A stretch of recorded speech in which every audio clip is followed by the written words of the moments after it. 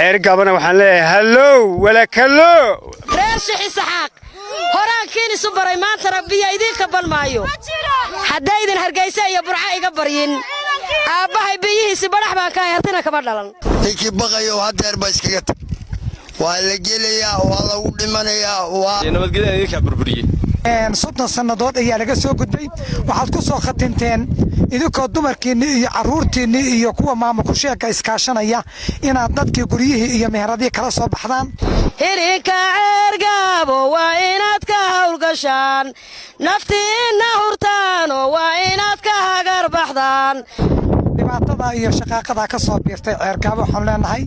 dadkan kantaroolka loo dhigtay oo maatada ah faraha ha lagala baxo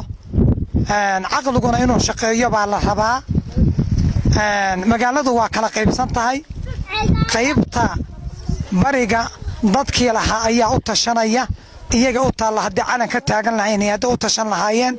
qaybtiinana idinka ayaa u dawladda qaybta hoose dawladdu ma tiidin intaan magaaladu dumin oo dhibaata soo kordhin oo dadku qixin oo la dhiman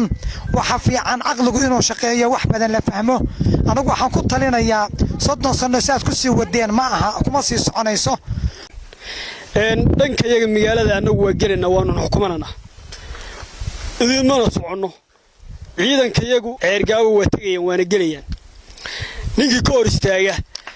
baabuurta tiknikada ee qabaallada ee wiilasha saaran buu la hadlayaa afkoodu wiilasha baabuurta saaran